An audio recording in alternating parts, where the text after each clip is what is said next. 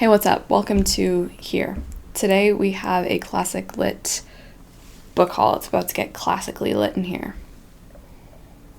I'm just gonna jump right in. Okay, let's start with the collected tales of Gogol. So happy to have this. This was a gift from a subscriber. Thank you so much. I read Gogol's The Overcoat, his short story in January, and I definitely want to get to the rest of his work, so I'm so happy to have his collected tales. These are marvelous stories that combine wide-eyed, credulous imagination of the peasant with the sardonic social criticism of the city dweller. And that's definitely what The Overcoat focused on, because it was this man who just wanted to get a new overcoat, but it leads him into some tough situations. So we have St. John's Eve, The Nose, The Diary of a Madman, which is one I really want to read, so super duper excited. And there's even one, the first or the second one in here is called The Night Before Christmas, so maybe I'll even pick that up sooner than I think. So this is Gogol. If you know where I should start with him, if I should just start here or somewhere else, please let me know, but I was super impressed with The Overcoat, and I just want a better foundation of Russian literature.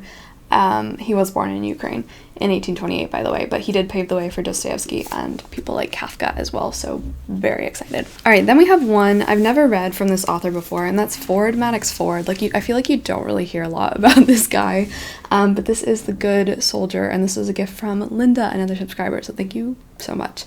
This one sounds really interesting. It's a tale about deceit, and it's a lot of criticism on the soldier kind of being upheld in society as kind of an ideal man. He's supposed to be a really good guy, supposed to defend the honor of both, his people and his nation and stuff like that. But in this one, we follow a married couple, and the husband is friends with the soldier. What is the soldier's name? Captain Edward Ashburnham, who is handsome, wealthy, and a veteran of service in India.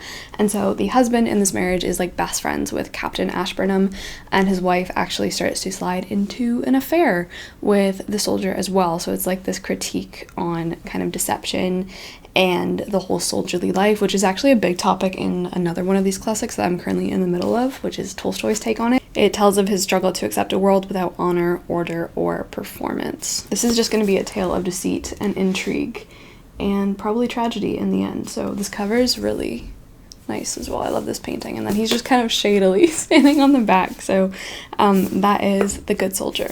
Not very good though. Okay, then we have an Agatha Christie. This is They Came to Baghdad. And this one, I have not read any of her books that haven't been Hercule Poirot, and They Came to Baghdad is not Poirot. It is Victoria Jones. Who's a young woman with a yearning for adventure. I don't know what order. I really have no concept of Agatha Christie's other series or even her standalones. So I don't know if Victoria Jones is a running series or not, but regardless, I'm so interested to read anything and everything Agatha Christie writes. So as you can imagine, this one is set in Baghdad, which is holding a secret superpower summit, but the word is out and an underground organization is plotting to sabotage the talks. So she comes onto the scene, Victoria Jones, and has to basically save the situation. So super duper excited. I did just put out a video where I tried to solve an Agatha Christie murder mystery. Wasn't able to do it, but maybe with this one or the next one I pick, we will finally get there. I also wanted to thank Ritual for sponsoring today's video, because I have been taking their vitamins and good. I was already taking every single day vitamin D, vitamin B12, a B complex, as well as vitamin K, but with the vitamins that they sent me, all of that is in one. So I no longer have to take 4 or 5 individual pills. It's just all in this really nice multivitamin. If you've never heard of Ritual, they are the obsessively researched multivitamin. They are 2 easy to take capsules that provide 9 high quality nutrients. There's no additives, no fillers or colorants, and they are really good at letting you know what exactly is going into your body and the transparency of every single ingredient. Their packaging materials uses 100% recycled materials, and they even use plant-based ink. It's perfectly gentle and nice on an empty stomach. You don't need to take this with food if you don't want to. I honestly thought that I could chew mine the first time because it was just so alluringly minty, and such a cool way to market your vitamin by keeping a mint tab in every bottle. After I have the vitamin, it literally feels like I just brushed my teeth. They are vegan friendly, non-GMO, gluten-free, allergen-free, and they don't contain any added sugar. It is a delivered to your door subscription, and it's only $1 a day to have 9 high quality nutrients that your body needs. If you guys use my code Emmy, Ritual is offering you all 10% off of your first 3 months by going to ritual.com/Emmy and using the code Emmy, me at checkout. Oh, this one, ooh, I'm excited. So this is the uncensored picture of Dorian Gray by Oscar Wilde. I wasn't really aware that this existed until maybe a couple years ago or something like that, but now I have the uncensored version in my hand, which is basically just an edition which more than 120 years after Wilde submitted his picture of Dorian Gray that we have come to know and publish and read, the one that I read, which loved. This is the uncensored version. This new volume restores material, including graphic homosexual content, removed by the novel's first editor, who feared it would prove offensive. I really want to do a side-by-side reading of the two and compare what was taken out and maybe do a video on it and discuss something. So super duper excited. When did I read this? This is one of my favorite books of last year, so I'm definitely due for a reread. If you haven't gotten to this, I highly recommend. If you're just getting into classics, if you have always wanted to read it, I feel like this is your sign. It made me cry because the writing was so beautiful. Okay, so for the one with the soldier, this is what I was talking about because I'm in the middle of Resurrection by Leo Tolstoy. I'm currently 172 pages through this, and I'm not gonna lie, I'm not enjoying this. This is currently our book for the Dickens versus Tolstoy debates and book club for November. We'll be reading all of Resurrection, and then our live show for this will be in the first week of December or thereabouts. But essentially, this is the last of Tolstoy's major works, and we've already read all of his other ones, so Childhood, Boyhood, Youth, War and Peace, and Anna Karenina. And Resurrection is kind of his last attempt. I think he wrote this shortly before he died, and it tells the story of a man named Nekhludoff, who is also a soldier, but when he is young, he falls in love with this woman named Maslova. He leaves, he goes into the army, he becomes a soldier, and he basically descends into this world of debauchery and loses sight of himself and his morals and everything that Tolstoy doesn't agree with that happens in society. And when he comes back to visit Maslova again, he essentially seduces her and ruins her prospects, and then we follow Maslova descending into a world of absolute tragedy, and eventually she works her way into a brothel and works as a prostitute. And then when this novel begins, she is standing trial for a crime she did not commit because she was essentially in the wrong place at the wrong time, and Nekhludoff is one of the jurymen. So he sees her and he just instantly gets transported back to his past, and he essentially wakes up and sees everything around him, sees what he's done, and from then on he vows to resurrect himself, restore her life, rejuvenate herself, and atone for his crimes. I am really not liking it, I'm not gonna lie. I think my main problem so far is that I'm finding it really boring. I'm not gonna lie, I'm finding it really, really dry. I'm already almost 200 pages through, and all we've had so far is the trial, a very dry, in-depth look at the justice system, the particular rules and stuff like that to stand trial, to get someone out of trial, the process of transporting prisoners, in this case from a prison house to Siberia, which is essentially where she's going to get sent to work in Siberia for a couple, I think 4 years, to atone for the crime she didn't even commit. So far, I'm just really not enjoying it. It's a little too on the nose for me.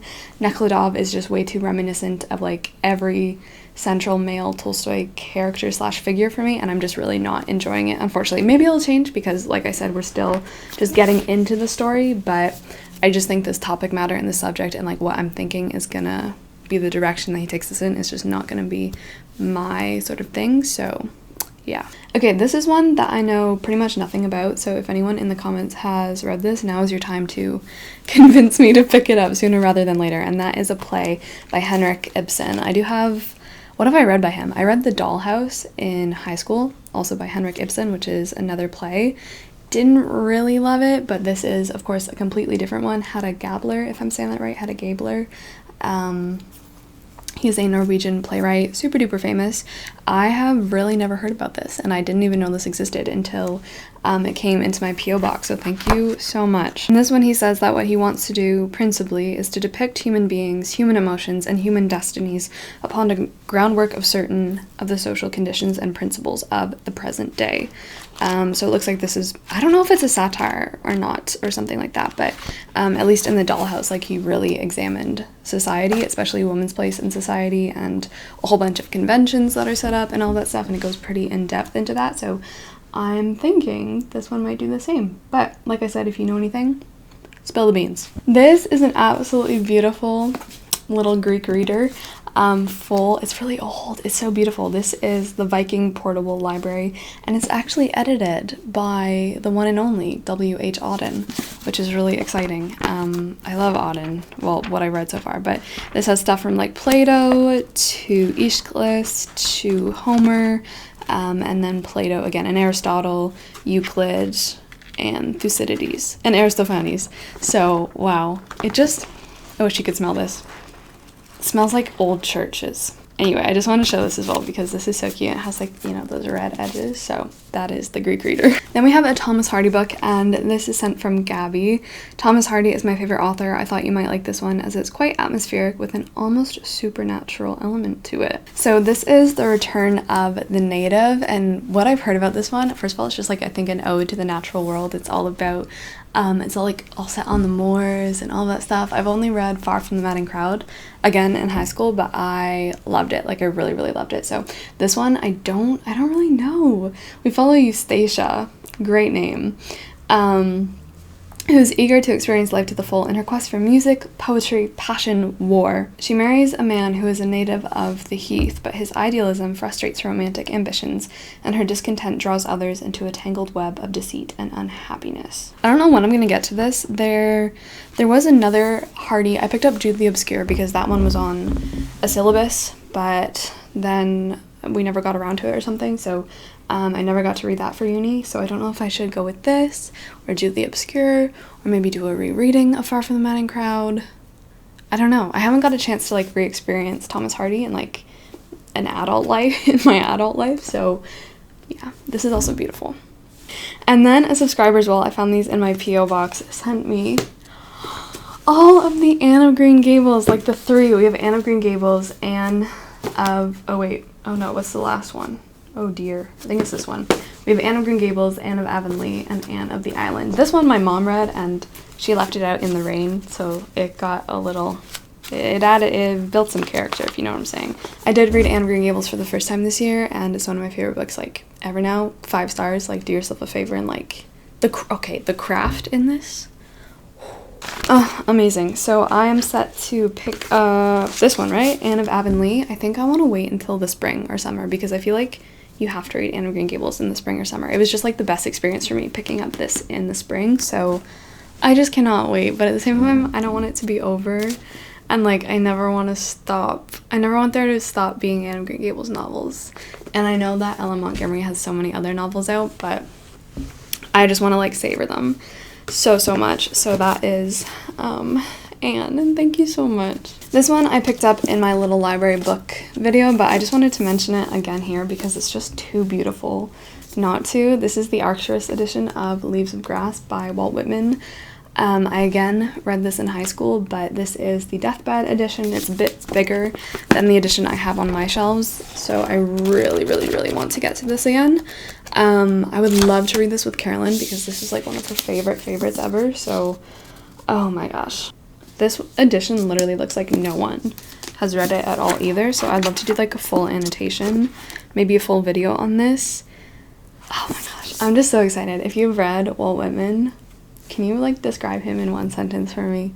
I think just people who love Walt Whitman, like their passion for him and like the kind of the way that they speak is just beautiful. So that is this gorgeous, gorgeous edition. So yes. Okay, over here, this one came all the way from South Korea, so thank you so much. This was also in my P.O. box, and this is The Wizard of Oz. Look at this edition. This is by L. Frank Baum. I've never read The Wizard of Oz. I used to watch it over and over again when I was younger. I don't think I actually knew until pretty recently that it was a book at all, but this is a gorgeously illustrated copy. Oh my gosh. I think I would like to do like a more in-depth study of Anne of Green Gables, of The Wizard of Oz, because Dorothy, it's about a girl named Dorothy, right? And she's living in Kansas, and is it a tornado, right? A tornado comes and like a window or something, a window casement opens and hits her in the head. She gets struck in the head. And then she wakes up in Oz, which is like this fantasy world. I'm very tempted to read The Wizard of Oz as like someone going through a concussion, but I think that's just because I've been cracked in the head and I'm still going through the concussion, and I just see things in The Wizard of Oz that I think would make it really interesting to read right now. Not that this whole thing is like some brain injury, but it could be. That is what I want to explore. I think it could be. That's all I'm saying. We're getting off the Wizard of Oz rant. Okay.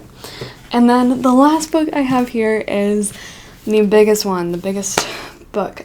This might be the biggest classic I own. This is almost 1,100 pages, and that is The Count of Monte Cristo. I wanted to read this for a long time. I don't know why I'm in the mood. Like, I'm such in the mood for big books right now. I just want to pick this up and start reading it, which I'm not going to. But this is the really beautiful edition. And then it has quotes all on it. Like, it's just so pretty. And then the inside looks like that, which is gorgeous. In my high school French class, we started to watch I think it was the French movie. But we didn't, it was super long. It's like 3 hours long. So we didn't get through the whole thing. And then we stopped, and I have never forgiven that teacher because for some reason I still don't know how the movie or the book ends. Like, I never went and looked it up or anything.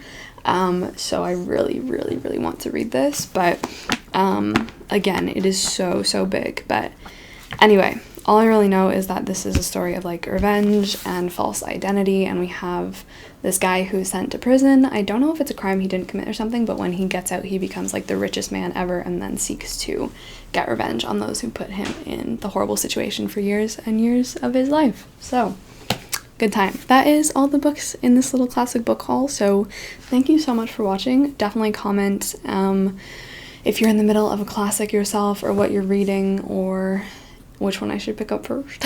But yeah, seriously, thank you so much for being here and just for supporting this channel. And thank you to Ritual for sponsoring today's video as well. So the link is in the description, and I will see you soon. I hope I'll see you soon. Will I see you soon? Yeah, probably. Anyway, ciao. Do we have anything with AA batteries? Because my mic is still recording and now I can't get it to stop.